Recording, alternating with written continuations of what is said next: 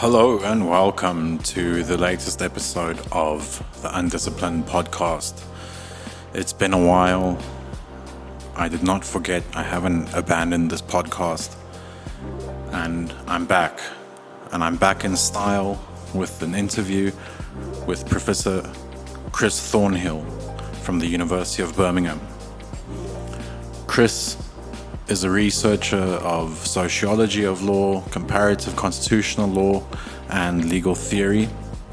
And he's joining me to talk about his latest book, A Sociology of Post-Imperial Constitutions, that came out with Cambridge University Press.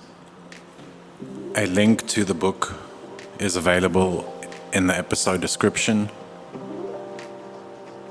Thank you for joining me, and I hope you enjoy the episode.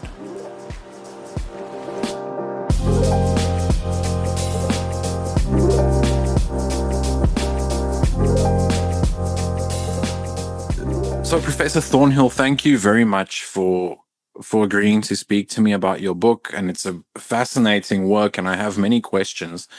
I think before we get to that, what I often ask my guests is to give a short biographical background, particularly in their academic or scientific interest in life, and perhaps how that led to the current work that we're discussing today. Okay, well, thanks very much. First of all, thank you very much for the invitation to discuss this recent work. I'm very pleased to have the opportunity to speak to you. My kind of intellectual /institutional background is a bit complex because I've moved from discipline to discipline over the years. In that I studied in Cambridge, UK, in the 1980s. And I was interested in languages and particularly German philosophy and German aesthetics. Really, I have going back to my undergraduate period and PhD. I was interested in aesthetics and cultural sociology. But in the course of my PhD, I realised that this wasn't really where my heart was, that my heart was more in legal and political thought, partly to do with the fact that during that period I started to read Carl Schmitt and Niklas Luhmann. I already had a strong interest in Hegel, which kind of took me in this direction. So I found myself working in aesthetics for quite a long period of time. My heart was never really in it. And eventually I moved into political science department, became professor of political science at the University of Glasgow, this was a very interesting experience. I mean, I was always interested in the Scottish Enlightenment and Hume and Smith and the early period of classical political economy. And I found that this really intersected with work on systems theory that I'd become involved in at this time, that in some ways the origins of modern political sociology can be traced back to that period. But I didn't stay in political science for too long. I moved eventually into law. I took a chair in law at the University of Manchester. And that by this time, my work had really consolidated around the sociology of law. So I was a bit, having moved into a politics department, I was a bit uncomfortable in politics. And I spent my career in law since that time. I moved to the University of Birmingham a couple of years ago. I did in between hold a visiting professorship in sociology at the University of Bielefeld. I held the Niklas Luhmann chair for a semester. So I have actually held a chair in sociology, but I'm always happy working in law schools, although my work is kind of in the fringes in the margins of what counts as legal research. I do really consider myself something like a political sociologist of law. So in a way, that's the institutional story, but the intellectual story is more connected with engagement with individual thinkers or individual fields of analysis, which I've tended to follow, or which have tended to push me from one discipline to another, or from one subdiscipline to another. Having said that, over recent years, the interest in aesthetics that I had right at the beginning of my career, when I was in my early 20s, has begun to reappear. So I've started to do work on law and aesthetics just in the last year or so, and hopefully I'll be able to kind of there's so much reading and thinking that I did at that time in my career, which didn't ultimately have any very obvious productive value, is beginning to reappear. So I'm writing a book at the moment on critical theory and the sociology of law, which brings in quite a lot of work on aesthetics and music. But I suppose the dominant line of work over recent years, over the last decade and a half, or almost two decades really, has been on the sociology of constitutional construction, the sociology of the formation of constitutional law. I started doing this when I was at Glasgow in a politics department, and then I continued this line of research when I was at Manchester in a law department. I've continued with this again since I arrived in Birmingham. What changed in this? So the publications on the sociology of constitutions have kind of punctuated the last 2 decades, almost 2 decades of my professional life. But what changed a bit in this over recent years was that I had another of these moments of intellectual conversion when I was Luhmann Chair in Bielefeld.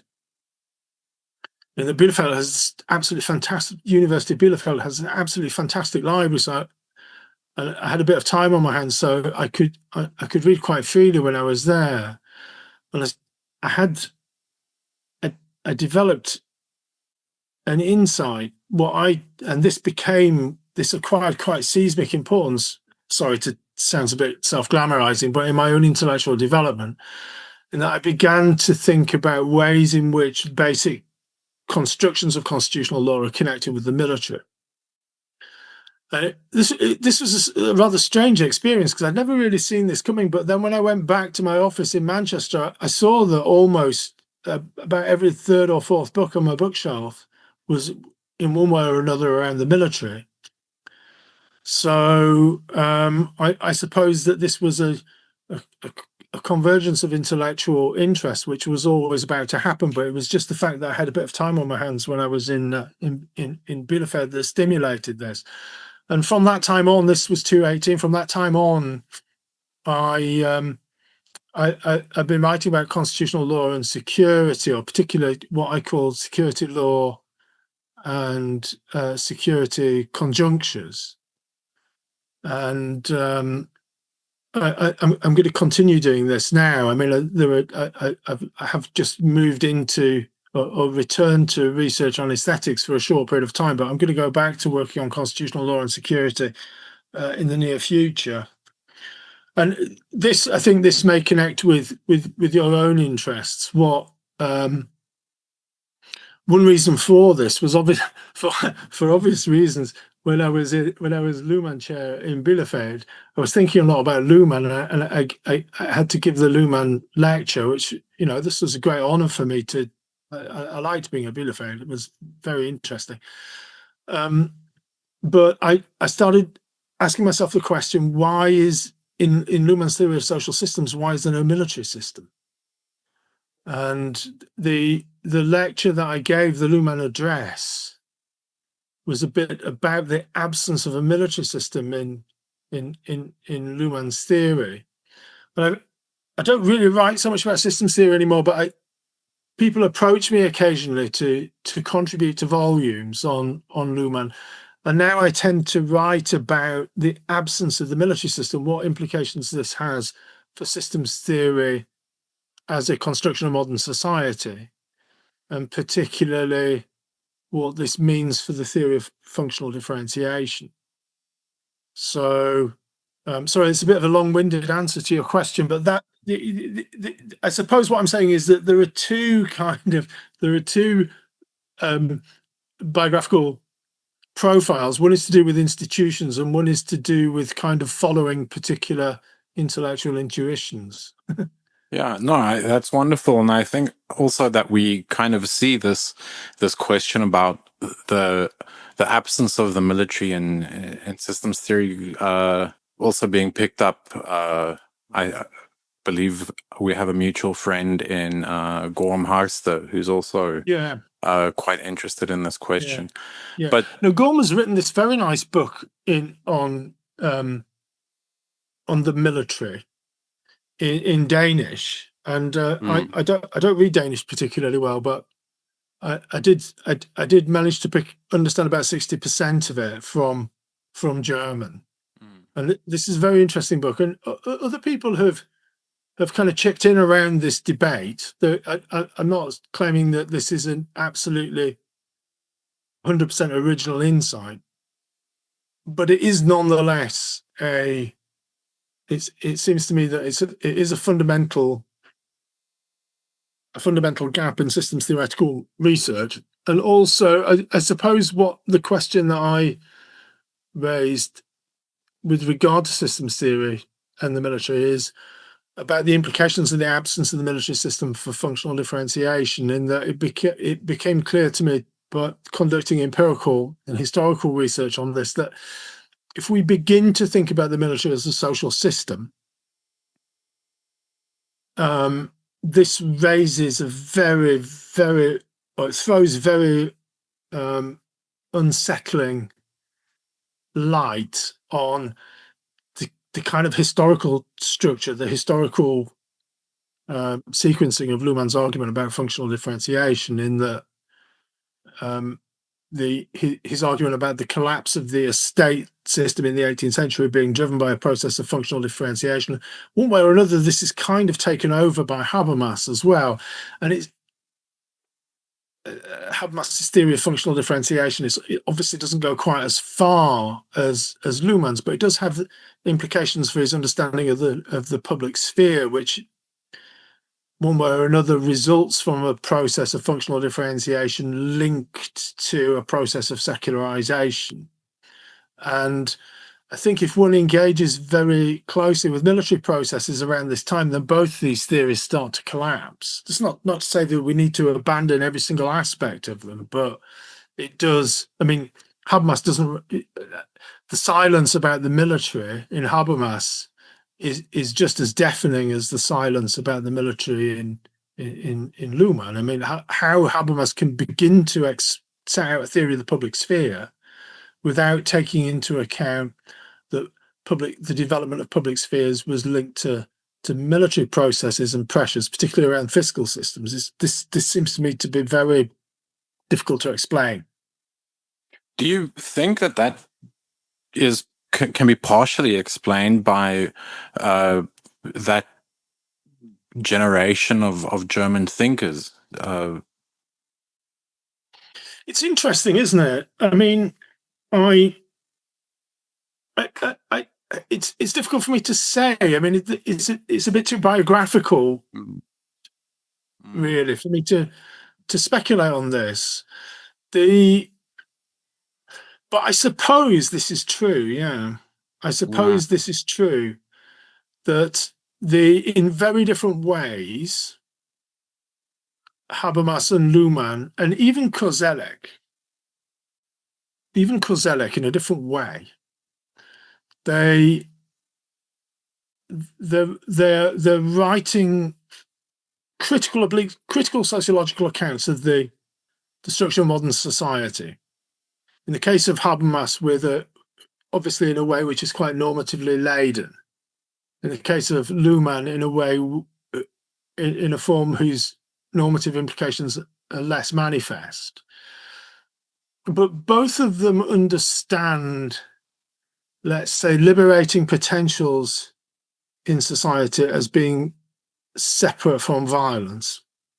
And I think in Habermas's work, this is obviously entirely clear.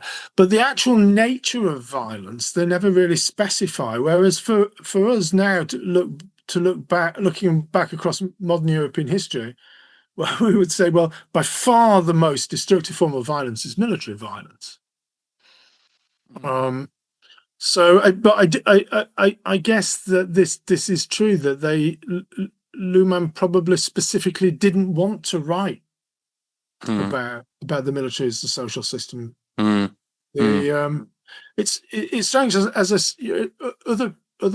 historians who were working in Bielefeld at the same time wrote extremely illuminating historical treatises on the social impacts of militarism in German society. I mean, there's this fantastic book by Jürgen Kocher on class formation in the First World War, and he must have been within 50 yards. I'm speculating, but not more than 200 yards away from Luhmann's office. So it wasn't completely impossible to conduct research of this kind. But I think that Luhmann deliberately, and I think that if pressed, if he was still with us now, and if pressed, he would say, well, the military is a social system.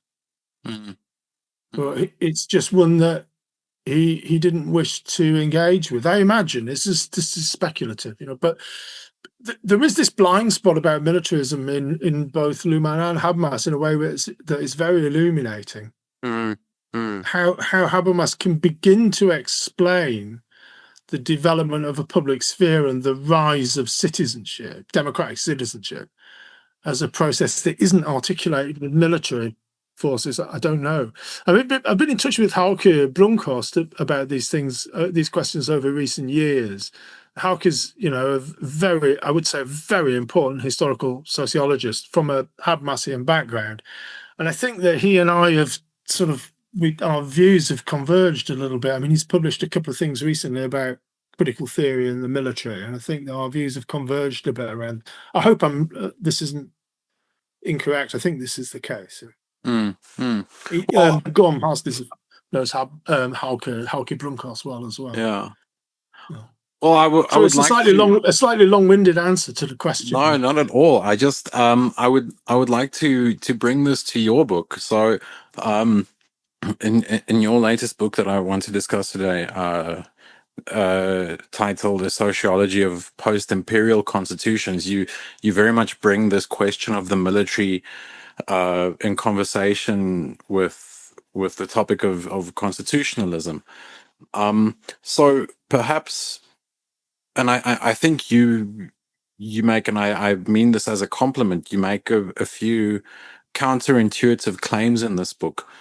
Maybe to set the table for further discussion, can you give a very short kind of idea of what are some of these claims that you make in this book? Again, it's a slightly long-winded answer, but there are a series of historical claims in the book, but there's also a methodological claim which relates a bit to systems theory.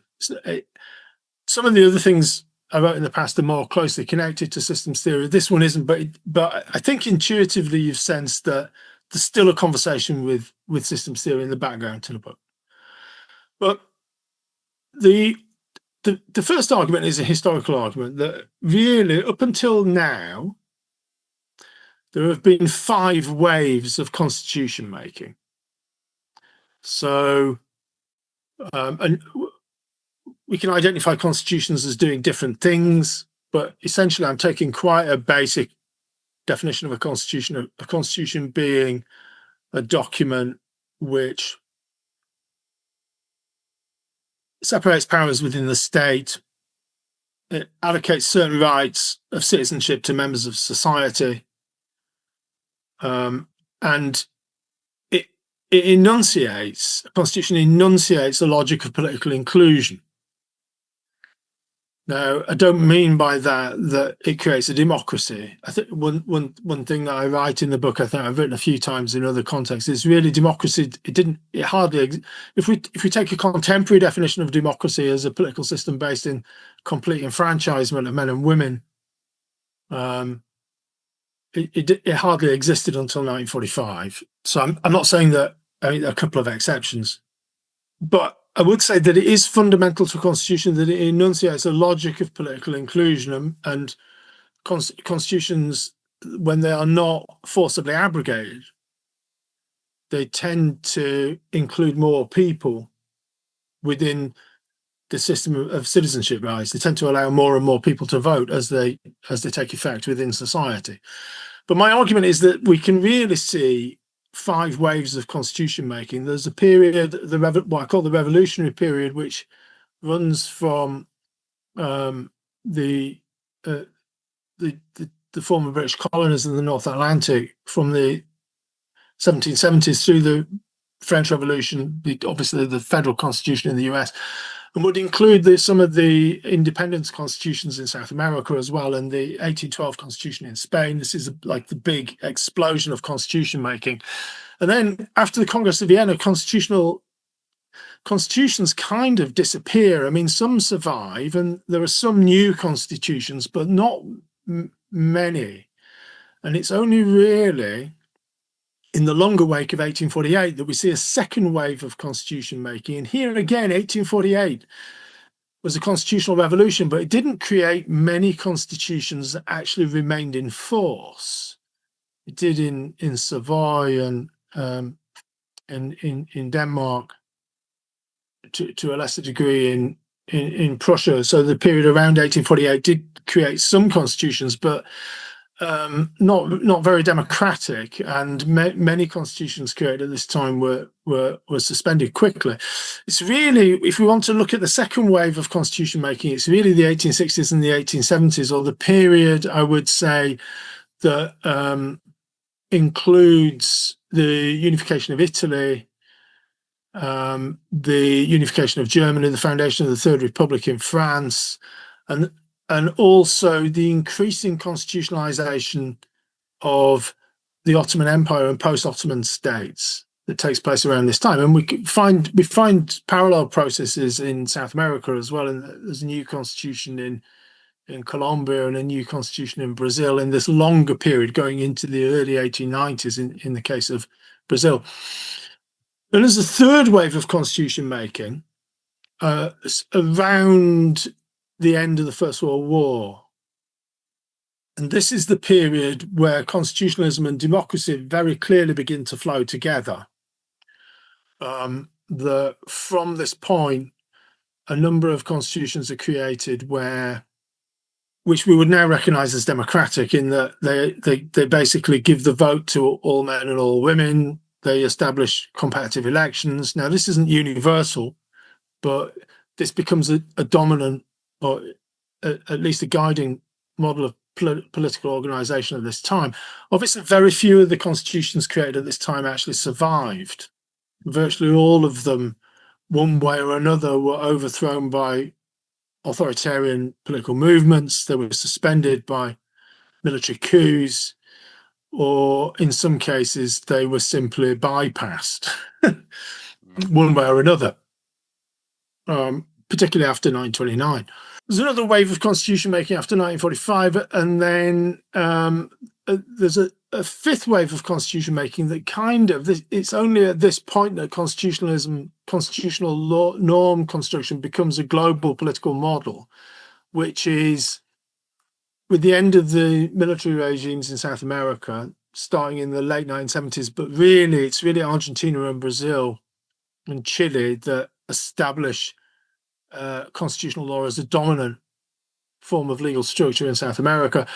Then the constitutional transitions in the former Soviet sphere of influence in Eastern Europe, and then after 1991 in Soviet republics as well, former Soviet republics.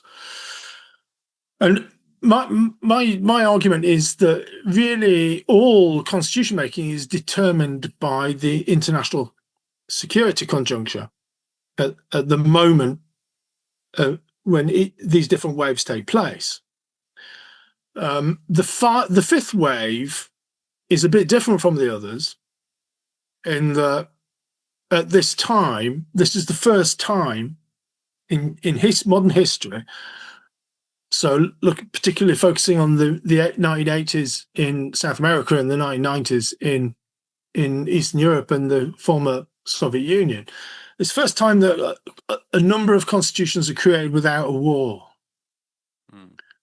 In that the military security conjunctures that had led to the creation of constitutions prior to that had all involved very intense interstate military conflict. So that essentially constitutions had developed either before or after war. The rights of citizenship allocated to citizens through constitutional law had been very closely linked to processes of military mobilization prior to war, or processes of military compensation and social reintegration after war. But in the 1980s, some constitutions, a number of constitutions, were created without a war.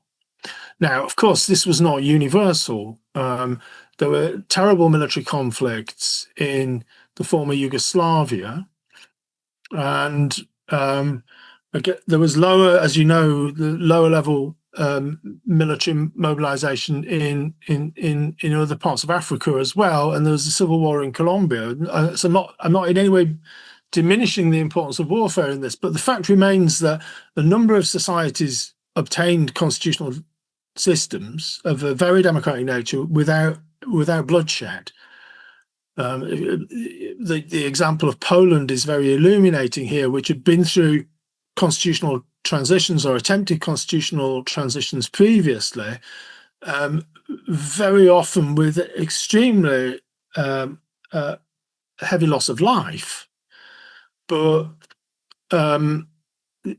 most states, particularly in Central Europe and also in Latin America, became constitutional democracies without any bloodshed.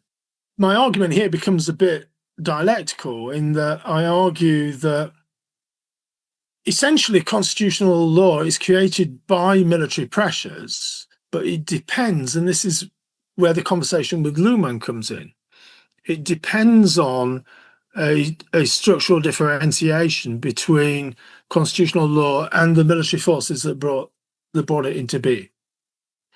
And I argue that this was, in some ways, this reality was constructed after 1945, in that 1945 saw a process in which very clearly long, deeply embedded historical processes or forces linked to military mobilization generated constitutional norms. They created the societal bedrock of constitutional law. But in different ways, constitutions also began to kind of prize apart the state structure that they formally constituted from these military patterns or military pressures that were embedded in national societies.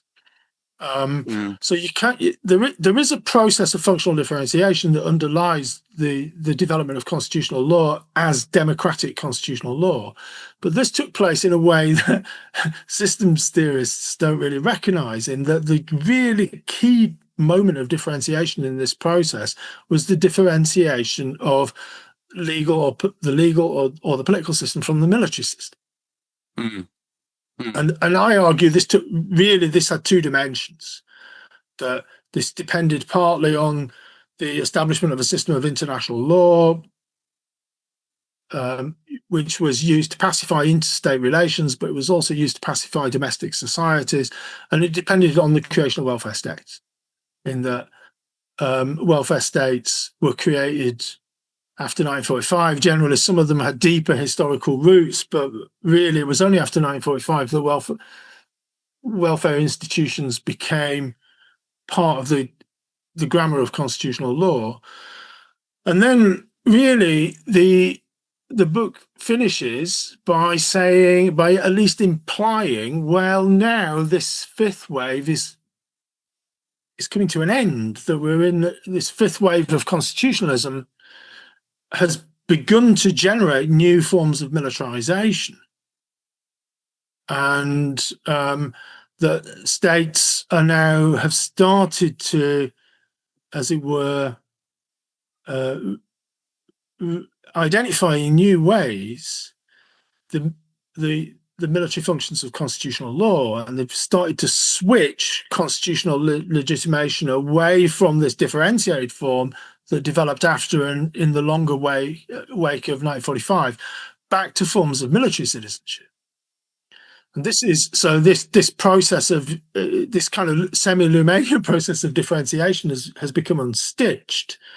Now, and nothing that I've seen since I published this book, if I'm going to be completely frank, nothing that I've seen since I published this book has done anything to undermine my confidence in this theory, in that I actually wish that I'd stated this slightly more boldly. I started writing about remilitarization, and when I first started presenting these ideas, some people said this is almost conspiratorial. But so I tended to tone down the argument a bit, just to say, well, constitutional law is shifting back to its military origins. But really, the thesis could be stated much more emphatically, couldn't it? I mean, we see it in a number of different societies that some form of some correlation between external mobilization and internal constructions of citizenship is now becoming quite widespread. So those are the two elements to the book, really. One is a big historical argument, and at every point I say historically, the militarization of constitutional law is attached to the reconfiguring of imperialism. And well, again, this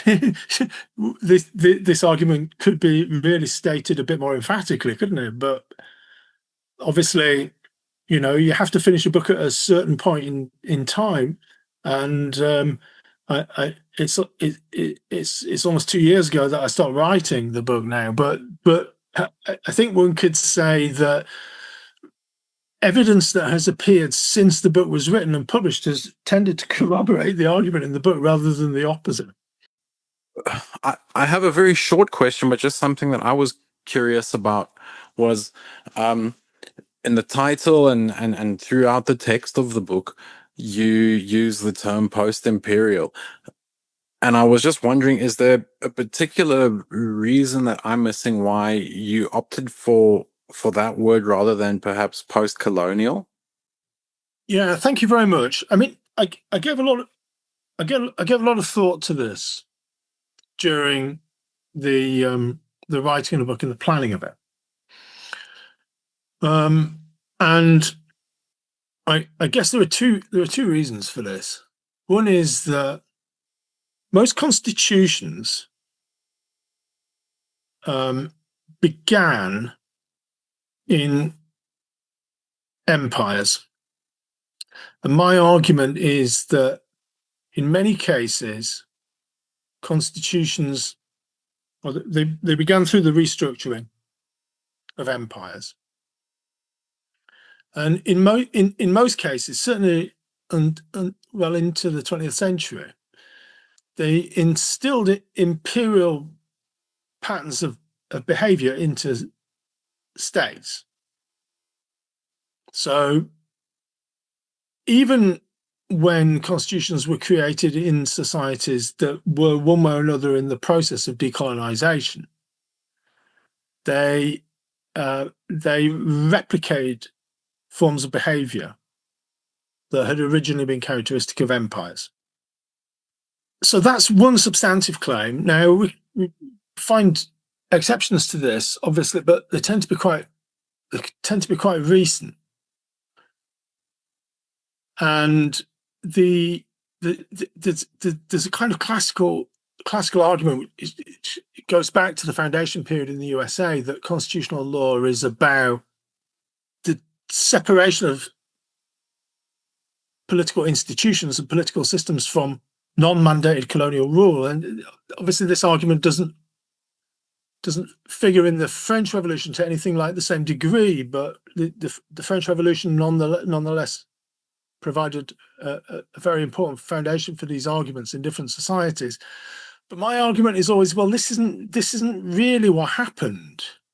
In most societies, constitutions were created in response to the external fragmentation of empires, but they tended to model national societies on processes of militarization that had already been visible in the empires that these societies replaced or from which they extricated themselves. And many societies organized under constitutional law became nations and empires at the same time. Now, all of these are quite uncomfortable realities to consider, but really this is from a historical sociological perspective, this is quite a dominant conjuncture behind the construction of constitutions in many societies. So I really want to question the distinction between empire and nation, I suppose, at a very fundamental level. This goes, my questioning of this goes back to the pre-constitutional period. And I argue that many societies in early modern Europe, before the advent of contemporary constitutional law, were constructed as nations through logics of territorial control that are not very similar, not very different, rather, from what takes place in imperial societies. And then I want to say, well, and this was actually partly replicated through societies that had extricated themselves from empires, and they were in the process of organizing their structures in constitutional form. So there is an argument here, and I do realize that this is a bit provocative. I mean, none of this is intended as an apology for imperialism. I mean, I think it's very clear in the book all the way through that it's extremely hostile to imperialism. But I would like, and there is in some ways a Lumanian global society aspect to the argument that I'm presenting here. But I would like to say that the difference between the inside and the outside of imperial societies is felt in many different ways, but the inside of imperial societies are also subject to processes of annexation and militarization that's not so absolutely different, not in every single respect distinct from societies under imperial control. So I think it needs this is the reason why I opted for the word post-imperial instead of post-colonial. Some of the societies that I talk about are very clearly post-colonial, Right. but every society that I talk about is post-imperial. A post-colonial society is also post-imperial. But I'm also talking about societies that, if you like, are on the inside of imperial systems. So I want to make an argument about imperialism as a kind of polity making that has an internal and external dimension which are not absolutely separate. Now, I mean, I know that some people in post-colonial studies will take issue with this, and indeed already have done. But I don't think that we can identify a neat separation between the formation of nations and the formation of empires. And then I don't think that we can identify a neat separation between the formation of post-colonial nations and the formation of empires, because different trajectories, quite similar trajectories, reproduce themselves. So this is the argument. I mean, I did think long and hard about this, but I will stand by this distinction between post-imperial constitutionalism as a paradigm for understanding constitutional law and post-colonial constitutionalism. And I think that the category of the post-imperial constitution will allow us to explain things more in a more embracing macro-sociological perspective. On that point, you know, speaking of the metropole or so on, you and bringing in this question of the constitution and the military, you describe throughout the book this, which I think is kind of central here, is this bargain that's struck between in public law between on the one hand representation, political representation, in exchange on the other hand then for military extraction. So and I find this argument very compelling, but then my question becomes, accepting that, how then does that change the classic narrative around the social contract that is sort of in your introductory textbooks? First of all, thanks very much for the question. I'd just like to add a little bit to the argument about representation. I mean, there are plenty of political theorists from the Renaissance onwards have stressed the contingency of citizenship on military duties. We find it in Machiavelli, we find it in Rousseau, even Kant, somewhat improbably. So, but my argument goes a bit further than this in two ways.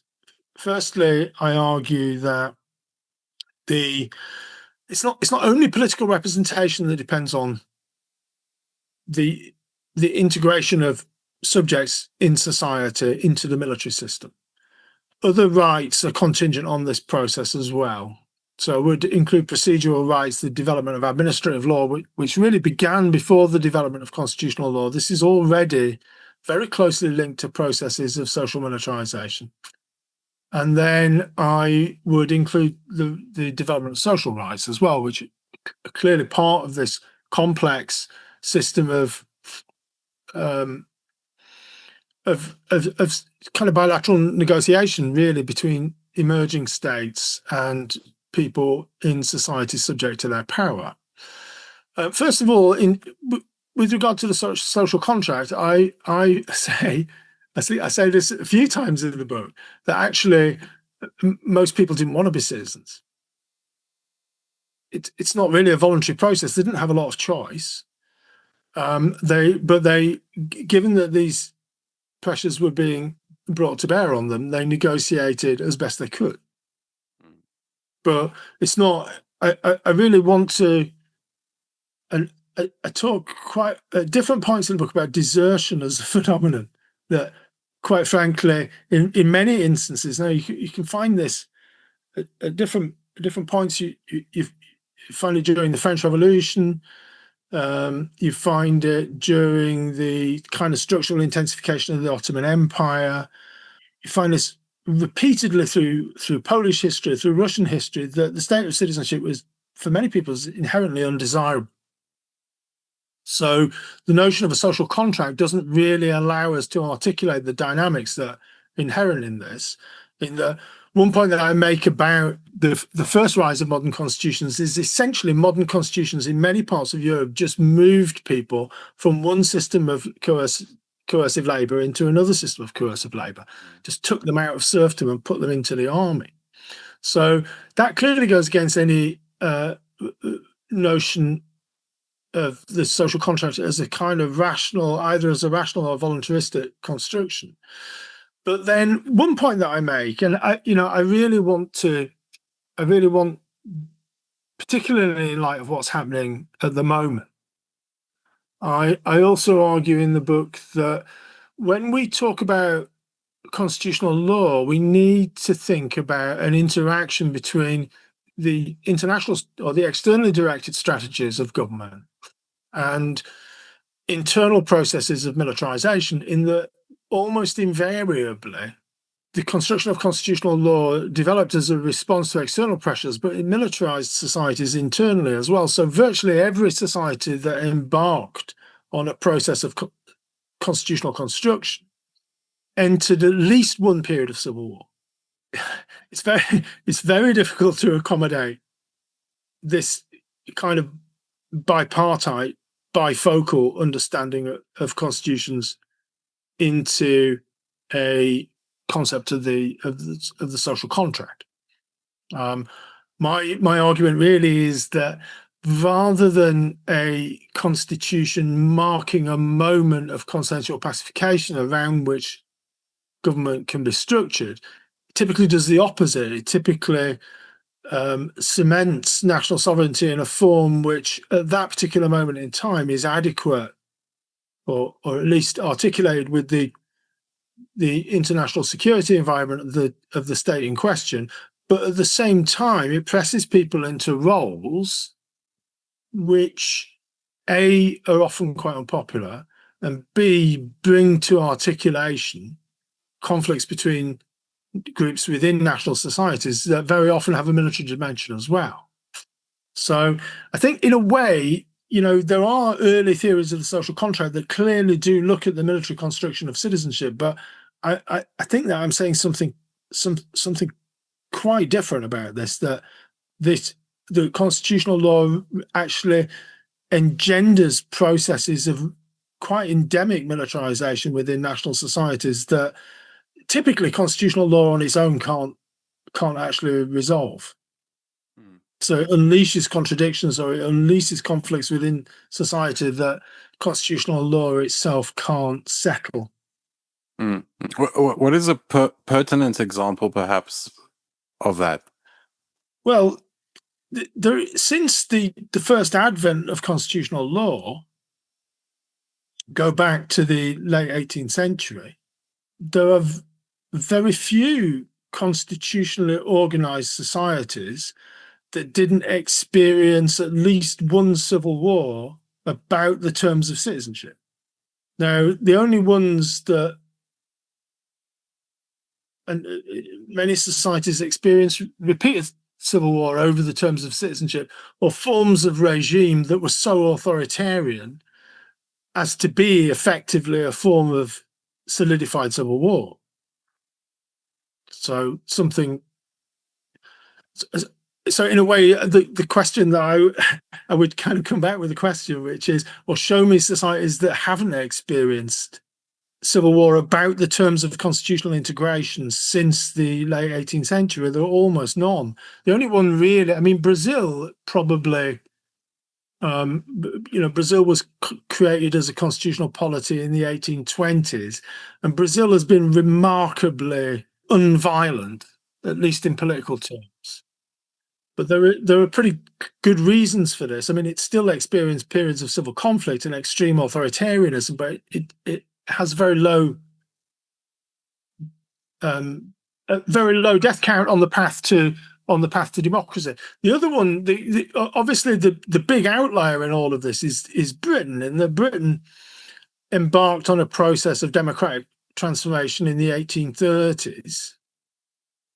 It had some sort of constitutional apparatus before them, but it really began to democratize in the 1830s and hasn't experienced a civil war. But Britain is actually a late democracy. By the First World, by 1914, Britain, at least judged by standards or levels of electoral inclusion, so the number of people who are allowed to vote, Britain was one of the least democratic societies in the whole of Europe. And Britain was never, although Britain was a big empire, obviously the major empire, it wasn't internally very militarized, because it recruited troops for imperial forces in societies that had been colonized. So it didn't actually recruit the same percentage of its own society for military obligations that was the case in Germany or France or other comparable states. So Britain is a bit of an outlier, but really the question is, like, which societies, we would need to say which societies didn't experience a constitutional civil war, and what are the reasons for this? And the ones that didn't, well, there's usually some very specific configuration that prevented this. Are you speaking also only of societies that have had a civil war directly after constitutionalism, or are you including conflict right before? Well, I would include conflict right before, but I would also include forms of extreme authoritarianism that emerged in order specifically to block the access of one social group to the system of citizenship. Yeah. So, let's say I wouldn't say the Nazi regime in Germany was a civil war in a strict sense of the word, but had some similarities with the civil war, and it was clearly created to eliminate citizenship structures and to make sure that claims to social inclusion or social integration in the system of citizenship could be abrogated very dramatically. And this took place across, particularly in the longer aftermath of 1918. Something similar took place in virtually all of Europe and much of South America as well. So it's, if you take it this kind of broader definition of a civil war, which we could say as, we could describe as the use of intense coercion backed by military force to constrain the focus of citizenship rights. This is I think either in open or slightly more softened military form, more latent military form. This is basically a characteristic of constitutional government since the late 18th century, and in many cases it's happened more than once. I mean, you could. I don't think there's anything particularly original in this argument, but we could say the history of post-revolutionary France, at least up until the foundation of the Fifth Republic, was a history of civil wars. And so constitutions are charged. Constitutions have this double function in a way, that constitutions are created to instill citizenship regimes in society, to pacify citizenship regimes, to create systems of inclusion at a political, social, procedural level in those three aspects of law. But what they usually do is militarize the societies in which they're instilled.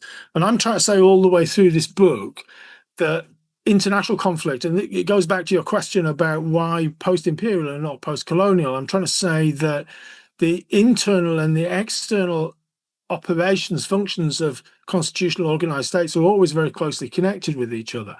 And the process of external militarization is almost invariably one way or another articulated with processes of internal militarization, because external militarization forces states to include more and more people in the system of representation. And as it does so, it elevates conflicts between different social groups to the surface of society.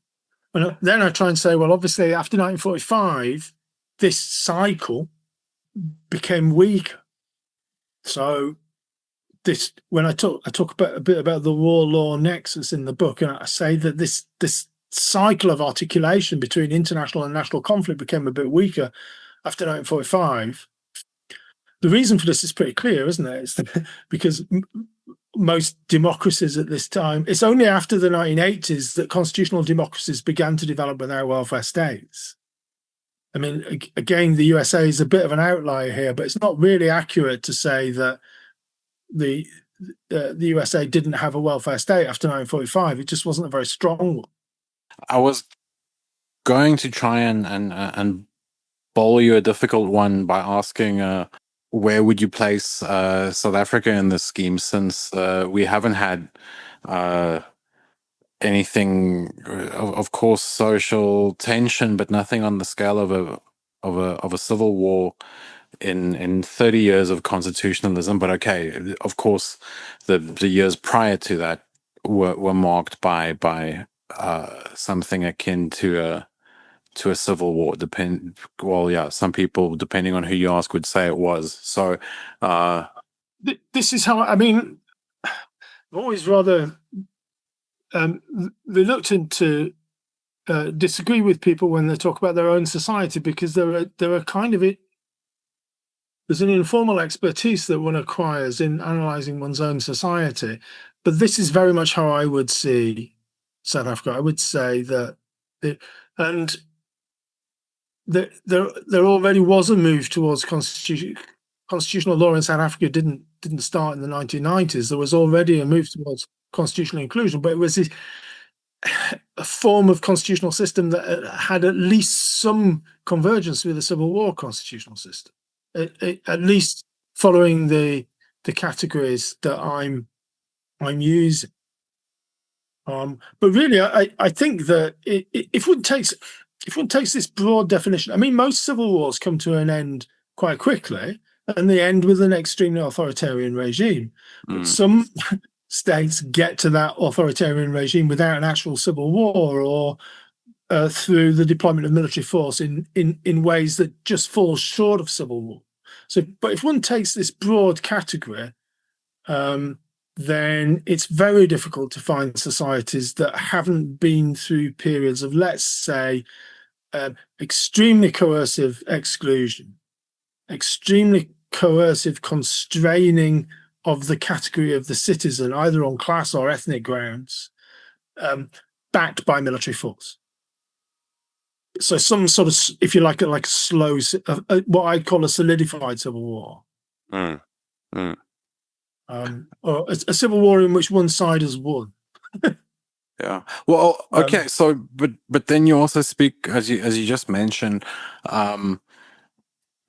there is this kind of slowdown since 1945, and I think part of what, I don't want to give a value judgment, but part of the credit can probably be laid at the feet of international law, post 45. But what do you think was the role that played in that period? And I mean, as you said, now since the book came out, a lot of things have happened, and one of the topics that are coming up now is sort of people putting international law in a kind of an existential crisis now, because of militarization and so on. Speaking on this sort of, let's say, what is that now? 80-year history of international law. How do you see this trajectory running, given your thesis? Well, again, thanks very much. These are questions that are very much on my mind. I suppose that I think there's first of all, I think there's a correlation after 1945. I think before 1945, there weren't really any democracies. If we take this definition of a democracy that I use in the book, I say basically everybody can vote, men, women, it doesn't, regardless of ethnicity, regardless of gender, regardless of social income, everybody can vote, and the government can be voted out. So essentially, elections are competitive. This is a pretty basic definition of democracy. It doesn't include any claims about the public sphere or anything like this. It's nothing about social rights. Everyone can vote, and there can be a change of government following elections.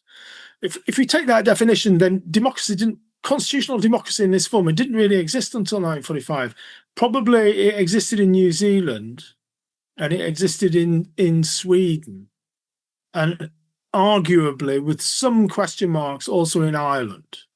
But all of the democracies were either short-lived, they were brought down either by domestic overthrow or by international military intervention, or they never quite got to democracy, like in Britain and the USA.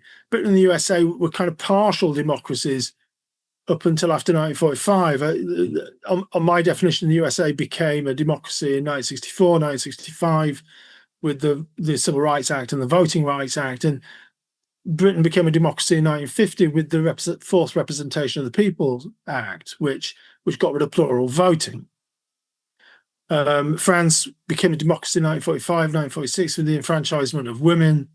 So I would say it's very clear that democracy hinges on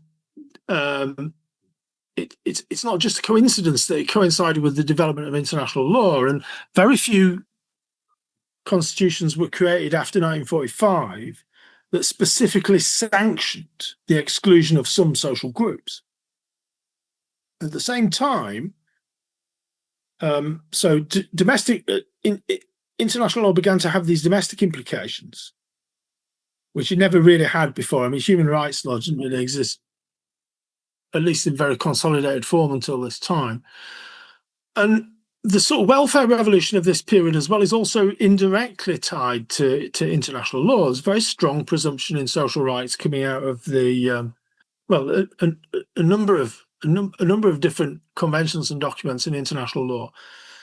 Plus, the rise of the UN, which was supposed to protect sovereign states from war. Now, I do think that we can see a convergence here. I'm trying to argue, and of course we can find exceptions to this, but I'm trying to argue that we see a convergence between the final full integration of societies in constitutional citizenship regimes, the emergence of international organizations outside national societies. And I want to say that these form two basic pillars of democracy, constitutional democracy. I would almost go as far as to say we don't really know anything else about democracy. Democracy, it developed during this period, and these are the preconditions that both institutionally and sociologically we have to identify as giving rise to democracy. What I then argue in the book is that, well, the really big constitutional wave took place in the 1980s and 1990s. It started in the 1970s, but really was really in the 1980s and 1990s. So this time, the constitutionalism became a global form. That there was a basic assumption that as states come into being, they will be constitutional, and being constitutional also means being democratic. But what I began to describe in the book is that this always contained a paradox, because international law by this time had become a driver of constitution making, and the international dimension of constitution making had become stronger than the domestic dimension. So in many societies, governments were created on a constitutional basis without welfare states, or with very weak welfare states. It's the first time this ever happened. At every previous stage in democratic consolidation, you saw political rights and social rights on a parallel trajectory, both going up at the same time. But in the 1980s, this didn't happen, that these two sets of rights became disconnected from each other. So we need to think about this very complex interrelationship between international law. In the international law, both created and undermined democracies.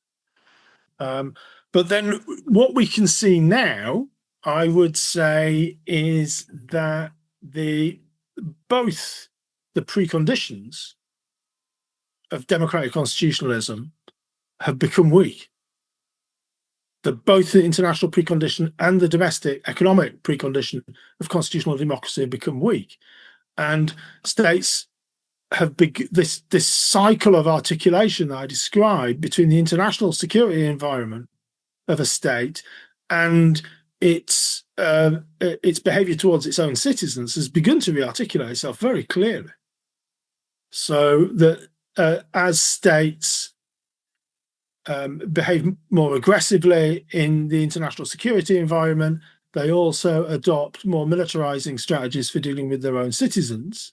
And this one tends to feed the other.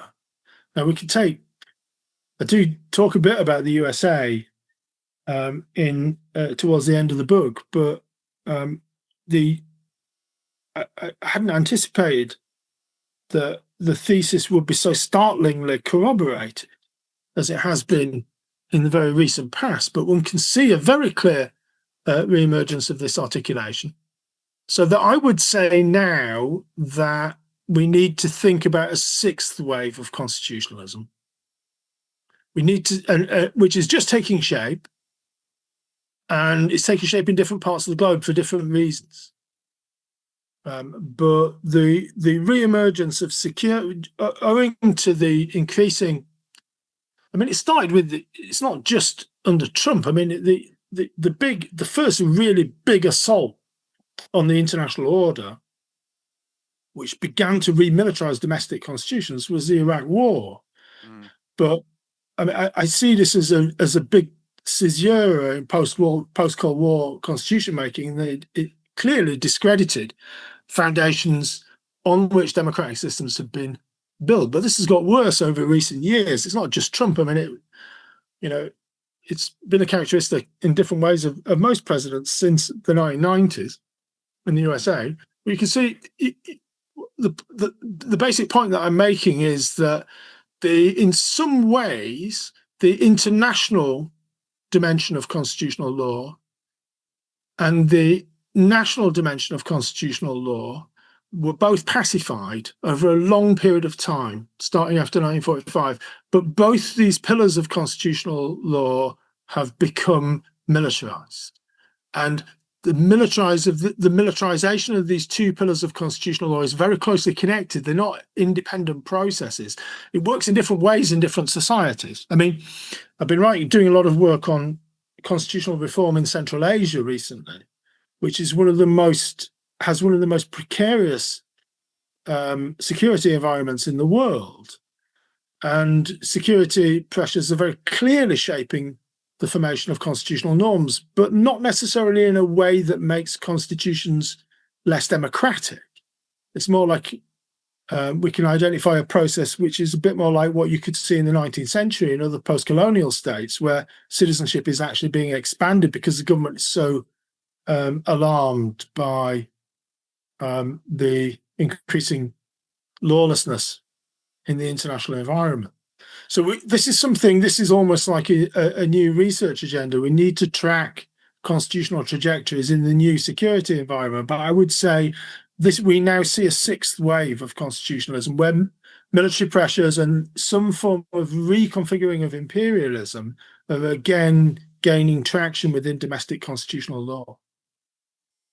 I think for wrapping up and facing forward, you just mentioned what you call security constitutions and how citizenship is continually being transformed, and that not only has that always been happening, but it's still happening today. So, and sorry if I have a tendency to ask overly broad questions that cannot be answered simply, and this is going to be one of them.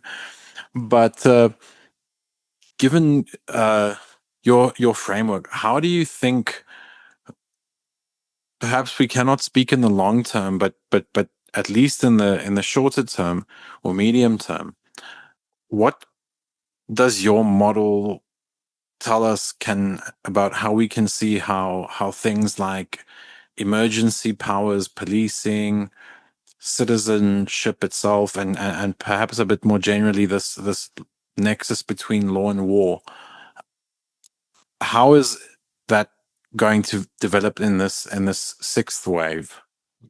Yeah, thank you very much. And the response to broad questions is obviously also broad. Okay, I'm just trying to put this together in my mind at the moment. But I would say that we're looking at a situation in which the essential dynamics that I described in the 19th century and through the early 20th century are re-articulating themselves, so that the essential good, the essential unit of international law post-1945, which is sovereignty, to be exercised within a set of overarching, perhaps transnational norms, but sovereignty is the essential unit of international society since 1945. Now, I do think that we're looking at a situation where states will operate on a scale of sovereignty. I mean, de facto, this was always the case anyway, but this fact is becoming underlined, I think, and has been underlined in very, very recent past. And states will probably adapt to the precariousness of their sovereignty by constitutionally restructuring their domestic citizenship regimes. If they can. I mean, obviously, in the case of Venezuela, they can't. No, they're not going to have a choice, really. But states that are not subject to some either full or de facto military occupation will restructure their domestic citizenship regimes in order to adapt citizenship to the protection of sovereignty, which is essentially the process that one part of the process that I've been describing through the discussions. Now, I would say at one level, all bets are off. So it could be the case that, heartened and emboldened by disregard for international law in Washington, powers that be in Moscow could simply say, well, look, we regret leaving Central Asia, so we'll go back. I mean, this is not inconceivable. So at one level, all bets are off. It's difficult to know. Who knows what Trump might do in Colombia? I mean, it's perfectly conceivable that Trump might go after a fully legitimated democratic system. But if this doesn't happen, then my expectation is that we will see a diversification of constitutional forms. In different countries, for very specific reasons, will adapt their internal citizenship regimes constitutionally, using constitutional law to do this in quite path-dependent ways. And as I intimated in the in my response to your last question, in some environments that are what we would classify as marked by a very high level of precariousness in terms of the international security environment, security pressures are actually making them more democratic. So I've seen this in Kazakhstan and Uzbekistan. I just finished a book for the University of California Press on legal reform in Central Asia. And Uzbekistan in particular is the society that I've worked on, which is in a singularly unenviable security situation, in that it has Russia, China, and India around it, and an acute shortage of water. But it's become considerably more liberal in recent years. It's not a full democracy by any stretch of the imagination, but it's become more liberal. And Kazakhstan was almost subject to Russian occupation, or at least partial Russian occupation in the last few years, but has clearly liberalized. And if we start to look at South America, my expectation is that states will respond constitutionally to increased political pressure of different kinds from Washington. But this will not necessarily make them more authoritarian. I mean, Lula's response to political pressure from Washington, and there's been some very clear attempts to intervene in questions of domestic constitutional law in Brazil. But Lula's government is pushing the constitution more towards the expansion of citizenship rights, particularly for minority groups. And the litmus test in South America may well be Colombia. It's a bit early to say. But then if we look at Europe, Poland, I know Poland well. I live in Poland part of the time. And Poland currently has the largest army in Europe. Its military capacities have expanded very dramatically for obvious reasons. And the government has had to deal with many factors associated with increasing instability in the immediate security environment of Poland, but it hasn't become more authoritarian. It's actually become more democratic. Now, whether this will remain the case is difficult to say. As I said before, all bets are off. But it would be unwise at the moment to identify or to present a one-size-fits-all explanatory constitutional model for defining and identifying what the constitutional consequences of the changing security environment are likely to be. I do think the sixth wave of constitution making at the moment looks more varied than previous waves, and it need not necessarily lead to a sort of global erosion of democracy. It could do the opposite in some states. There are obviously very large states that are repositioning themselves in the international security environment, like India and Turkey, where we do see an increase in authoritarianism. In the case of Turkey, at least only partial. In the minority policies in Turkey have not necessarily become more authoritarian, in fact, less so. So it's a bit. I would say, look, this is one of the, after the environmental challenges, this is the biggest question that we have to face in global society. And it's not only a constitutional question; it's also a question of international security and geopolitics. But it is a constitutional question as well. So probably at the moment you can see a push towards authoritarianism very clearly in some societies, in which I would now include the USA, where you see a process of external and internal militarization. And in some societies, there's a more ambiguous process in which some aspects of constitutional law are becoming more liberal and some are becoming less liberal. And in some societies, well, constitutional pressures have clearly driven, security pressures have clearly driven a process of liberalization. And I think that to see these ambivalent processes, we need to start looking very closely at societies that are, whose constitutional law is not entirely determined by a large external power, but which also operate in very uncertain security environments. So I think that we need to be thinking about some states in Eastern Europe, some states in the Caribbean, and some states in Central Asia. And this, if we look at these societies, this will give us a clear picture of what's going to happen, but it's a bit too early to tell. But that's how I do think that we need the sort of global constitutional wave, which was released in the 1980s, really, and which culminated in a series of extremely important constitutions.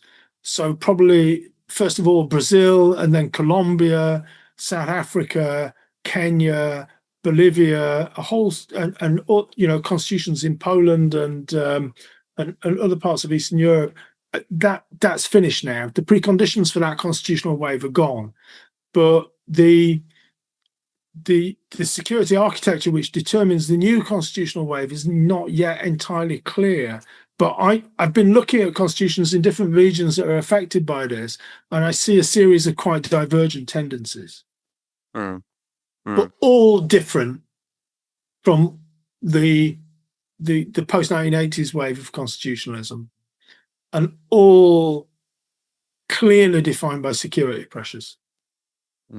Seems like a kind of a late 20th century consensus has come to an end. Yeah. Oh. Yeah. This is finished now. But if we take the overarching thesis that I set out in the book, and I've been trying to elaborate on a bit or clarify in our conversations, if we take this overarching thesis that constitutional democracy is inextricably connected to a particular security conjuncture at one moment in time, then and this of itself is very closely connected to the patterns in which imperialism is reconfigured, then it's kind of obvious that that's where we are now. And a number of geopolitical factors have affected this. The outcomes, the pacifying outcomes of constitutional law that we saw in the longer wake of 1945 have vanished or been eroded. But the basic lens, I think, is, I mean, I don't want to blow my own trumpet. There are different ways of explaining these things, but the basic lens that I'm trying to set out is entirely applicable to, I suppose, the Trump 2 reality. But it's not just Trump, because the big caesura. I mean, I remember this very clearly when I was younger. But the big caesura, the big moment when the international part of the post-1945 global constellation fractured, was the Iraq War, and this created precedents that legitimated forms of like processes in which sovereign titles were overwritten became widespread and easy to justify. So there's a whole series of processes, and what we see now is not so, it doesn't diverge absolutely from precedents, but the disregard for the inviolability of sovereignty is clearly widespread now. It's clearly part of global society. So, as I think I mentioned before, we could probably see a situation now where states operate with different levels of sovereignty, and they adapt their own internal citizenship regimes to the degree of sovereignty that they factually possess. This is what I would anticipate, but that of itself is likely to have very different outcomes. It may create more autocracy, it may create more democracy, depending on the situation. Oh, well, Professor Thornhill, thank you very much. This has been a wonderful discussion for me, and I can only thank you for your time, and I can only recommend your book, Sociology of Post-Imperial Constitutions, in the highest language. Thank you for taking the time. Well, thank you so much. It's a real pleasure to discuss these questions with you.